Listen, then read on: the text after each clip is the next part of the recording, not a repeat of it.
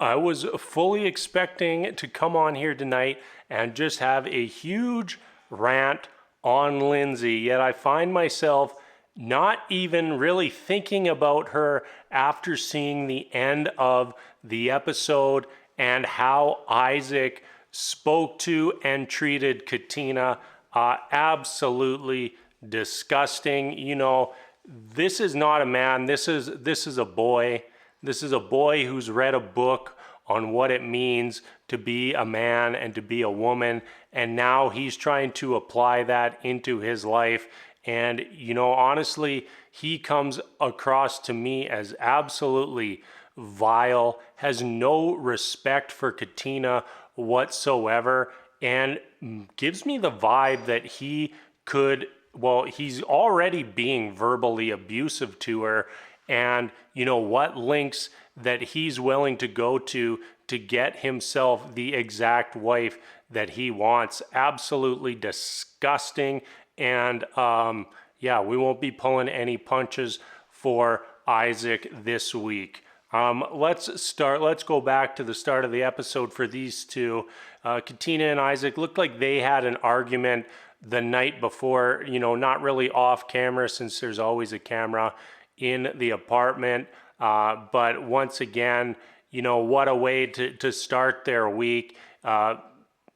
I don't even remember everything, but he was dropping F-bombs and words they had to bleep out to Katina, which is never a good sign.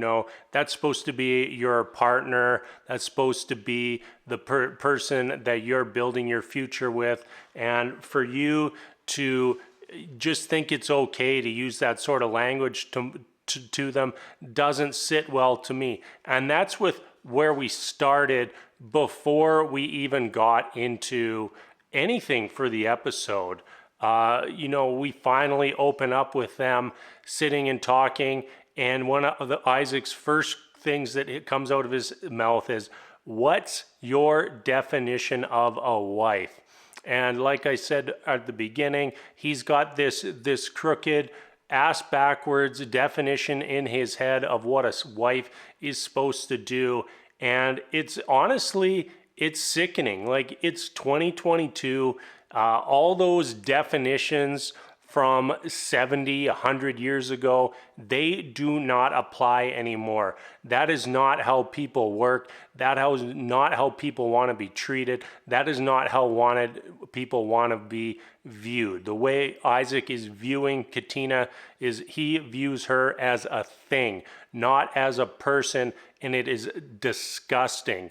He's all wound up about the cleaning, about that she was tired, so he told her to go to bed before the cleaning was done, and then he stayed up and finished the cleaning.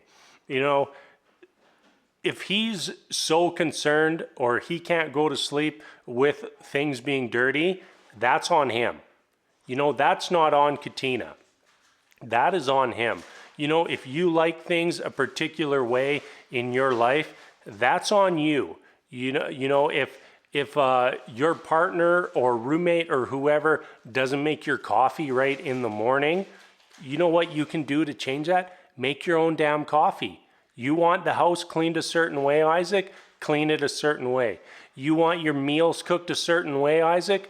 Go cook them yourself. This is not how things work anymore. It just isn't. He's saying all these things like this ring means that you have to do 50% of all the cleaning. This ring means that you have to have a warm meal on the table for me when you get home.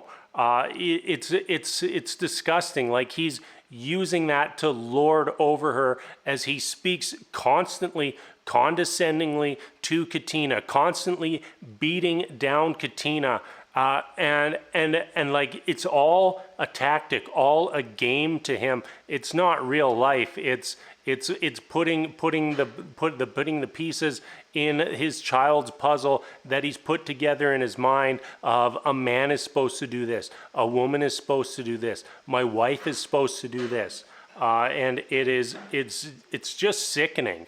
at this point. And, you know, like, we trashed Alyssa for how terrible she was on the show, but at least she had enough humanity to just admit that she hated that other person.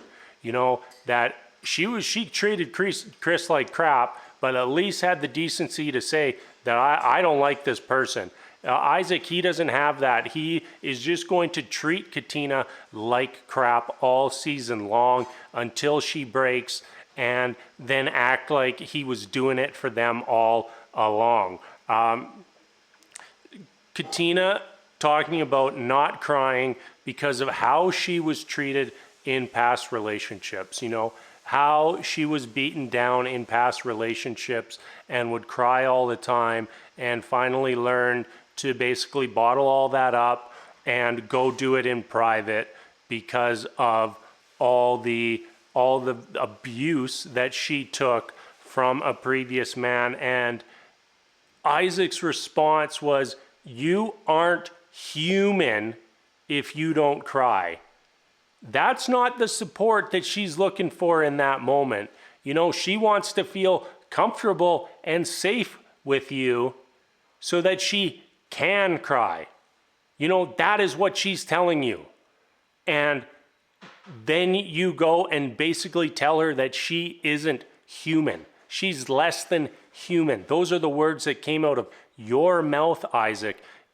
Absolutely reprehensible and disgusting. This man is gross and vile and absolutely sickening to watch. Love isn't even on the table for Isaac. Another thing that came up in that conversation, and the whole time in that conversation, how he's given all these high and mighty answers, won't even look her in the eye. Won't even look at her while he demeans her, while he lessens her, while he dehumanizes her. Won't even make eye contact. Not even a shadow of a man. This is a boy trapped in a man's body who isn't worthy of Katina or her love, attention, or time, or even to be in her presence. Isaac acting like he's the prize that she has to be worthy of. Isaac, you aren't worthy of anyone right now. Get out of this show, get your divorce, and go work on yourself. Go catch up to the 21st century. Go get a calendar and realize that it is 2022 and not 1922, and check yourself. This support from your partner isn't cooking and cleaning. You know, if you want someone to just cook and clean, get a roommate. Get a roommate and make an roommate agreement with them. Hey, you do half the cooking, half the cleaning. Done. That's what he wants. He wants a roommate, a good roommate he can have sex with. And that's not what a marriage is. And he thinks that that he's being beat down in this relationship, and he's completely oblivious that he is the problem and he is the one who's doing the beating down. Katina is not beating him down in any way, shape, or form. She is just doing her best to survive while you sit on your high horse and rain down commandments on her. And then this guy has the audacity to take his wife to learn how to cook. You know, all season long, cook, I want a warm meal. You got to cook for me. He's got the nerve for their date out to go and get her a lesson on how to cook for him. Just ridiculous. And like all of a sudden out of nowhere, Isaac is now the expert on marriage. And I don't know if any of you remember back to the first episode when Isaac told his friends that he was getting married. They laughed at him. His friends, his coach, his family, they laughed at him and thought it was a joke when he said he was getting married. You know, that tells you every single person in your family, Every single person in your friends circle, every mentor and person in your life that you valued all thought you weren't ready for marriage. So no, Isaac, you are not the expert on marriage. You are not the one who is worthy of doling out advice and telling anyone what's right or wrong in their expectations. You know, he's just setting expectations for Katina that have nothing to do with a successful marriage. You know, a successful marriage, like if you go talk to somebody, hey, you've been married for 50 years. What was the key to your marriage? Well, every day when I got home, she cooked me a meal. Every night, she cleaned the house before we went to bed. No one is going to say that to you. 0 out of 1,000,000 times, that's going to be the answer. 0 times. It is never going to be the answer. And those are the expectations that Isaac is building up for Katina. Those are the expectations that he thinks a wife should have. And then he's just stuck on this whole housewarming, and it's no longer their housewarming. It's now become my housewarming. Isaac, it's not all about you, buddy. 2 people in this marriage. It's not just about her satisfying you, her living up to your expectations. What about Katina? At some point, she just needs to stand up and walk the hell away from this man, because Katina, if you are out there, if you are listening to this, you are worth so much more than this man. You are so much better than this man. He is not worth your time, Katina. You are a beautiful, wonderful person from what we've seen on this show, and you deserve so much better. And I hope that after this experience, after you say no on decision day, that person, whoever they are out there in the world, finds you and gives you everything you deserve and more. Isaac, he's just beating her down constantly because he wants a submissive wife who just does everything for him. Me, me, me, me, me, me, me, me, me. And then, you know, we see this, Katina breaks down, she cries at the end, and I bet that next week, Isaac has some BS about how this was all just his tactic to get her to open up and be vulnerable, get her to take down her guard. Not looking forward to it. Okay, we're done with Isaac and his little boy games. Let's move on to the other couples. How about a couple who possibly had a good week? Let's go to Noi and Steve. We open with Noi making a treasure hunt for Steve. And honestly, I think that this would have been much harder if there wasn't a camera just pointing directly at all the solutions. Like the riddles, like they're probably a little easier to solve when you can just be like, all right, where's the next camera guy? Oh, he's over at the tennis court? Oh, now I get it. Love, as in love and tennis. Okay, that makes sense. Anyways, let's just keep going on. It was cute and it was nice to see Noi do something for Steve after they had the whole noodle disaster last week. They have this talk about love and what love is for them, and Noi described love as, what can you do for her? Steve described love as having a deep, trusting connection with someone. Those two views aren't the same. Those two views were very different, and made me question things on Noi a little bit. We were just talking about Isaac, who it's all about him, and that description that Noi just gave, it's all about her. Noi seems almost annoyed that Steve won't say I love you.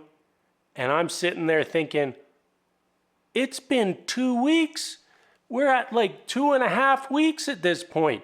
Like, I love yous should not be on the table. Like, they should not be. Like, you can say, hey, I'm falling in love. I'm definitely starting to fall in love.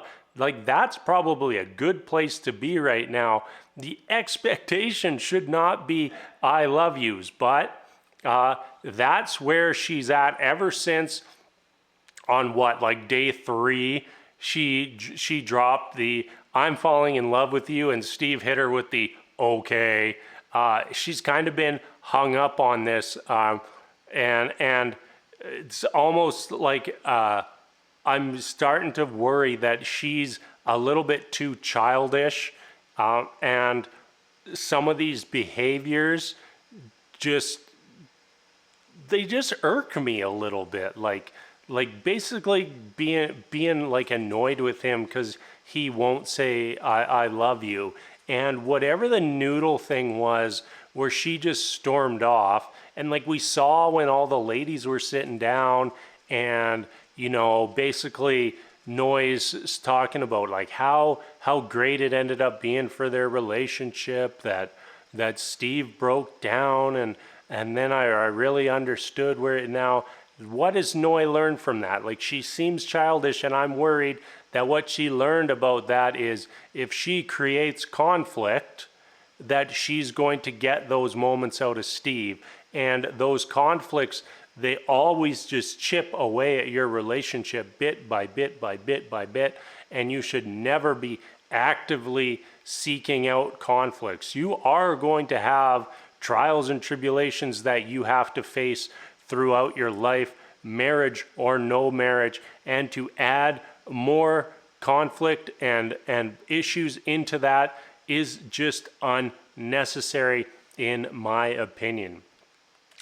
We close out the episode for Noi and Steve with Steve preparing a little picnic where on their 3-week anniversary he says I love you, and Noi says it back. So is this relationship gonna work? No. But hey, it was nice. We got some I love yous. We got 2 cute dates out of it. I did do a bunch of complaining in there, but overall, probably our best couple of the week. Not our best couple of the week, or any week for that matter, Lindsey and Mark. Good news, Lindsey just being annoying right out of the gate, because obviously Mark should have to apologize for her getting drunk and having a temper tantrum. So like that's where we started for this couple, and I thought for sure that Lindsey was going to be the headline this week when that's where we opened and where we ended in that bowling alley last week. Wow. She's sitting there trying to give Mark the cold shoulder. It's just awkward, and clearly everything is Mark's fault because he hasn't complimented her enough. I mean, any dummy can see that.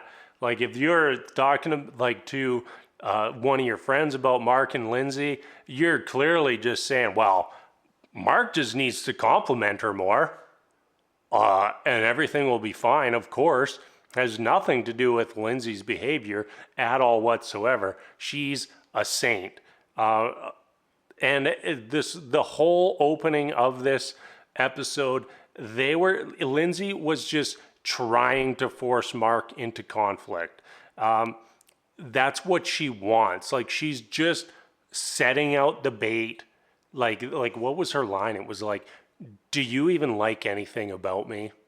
Like, as if that's not something someone who wants to have a fight says. Like 100% she wants to have a fight. She wants things to just blow up. And we just talked about it with Noi, is she like seeking out that conflict? No, long-term recipe for disaster. You're gonna have enough conflict alone. without just going and seeking it out yourself. And Lindsey, she's acting like Mark's just been beating her down all season long. And it's like, Lindsey, there are cameras everywhere.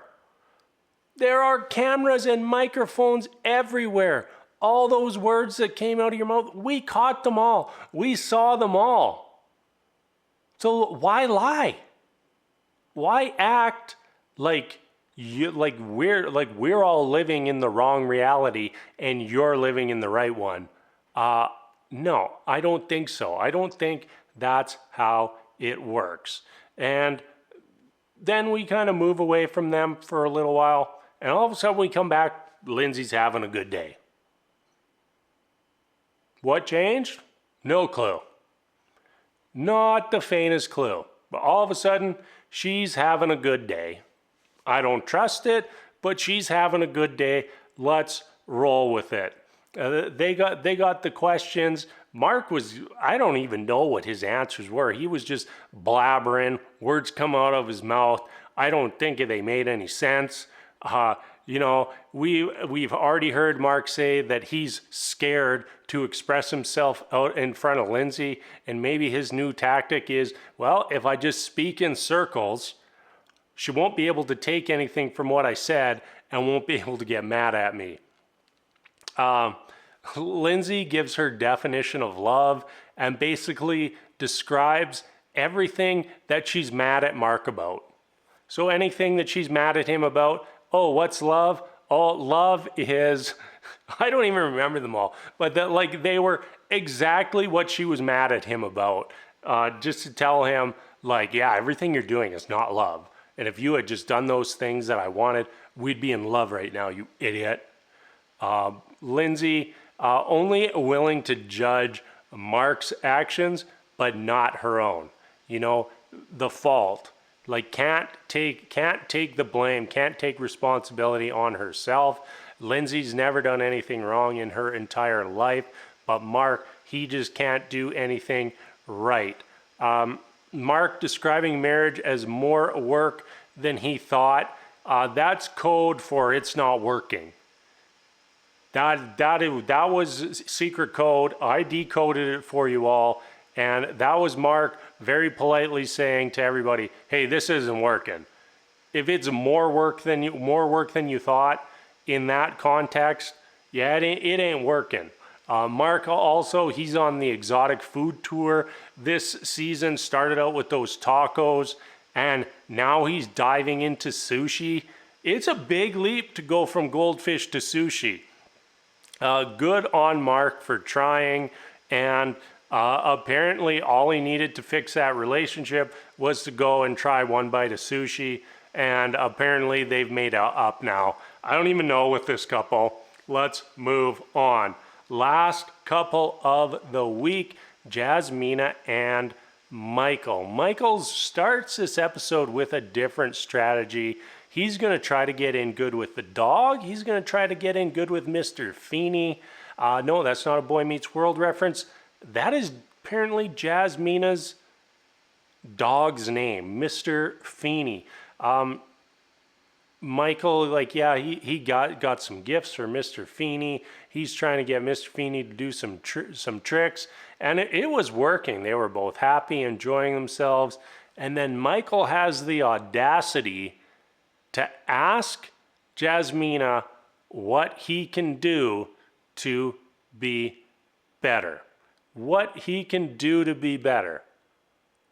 And all of a sudden, Jasmine is telling him, well, don't talk at me, talk with me, while she's talking at Michael. While she's doing the thing that she's telling him not to do. It's absurd. You can't make this stuff up. We all watched it. We all saw. She's just sitting there, just giving him, just grilling him, just going at him, talking condescending to him, talking like he's some sort of idiot. And Michael's just asking what he can do better, and she's coming at him with the "you should just know." You should just know. It's like he's asking. He's like, I need help. I need help. I want help. I want to do better. Oh, you should just know. No, that's not an acceptable answer, Jasmina. Somebody's asking you for help. Somebody that you're supposed to care about. Help them. Help that person. That doesn't even just apply to your partner. That doesn't even just apply to marriage. That anybody you care about. If they're asking you for help and it's a reasonable request, which Michael's was, very reasonable request, help that person. I don't know why I wrote this. My note is just, yo, Michael, Jasmina meant that you, oh yeah, I remember now. I remember my own joke. So they were talking about, have you been in love before? And Jasmina says, oh, I think 3 times and a possible. And Michael, she meant you were the possible. And then Michael's like, oh yeah, I had 1 and a possible too. Like he totally got the joke. And then he's like, yeah, my possible was when I was in high school. Just young love. I don't really know if it was love or not. No, Michael, you were on board with everything, and then you weren't.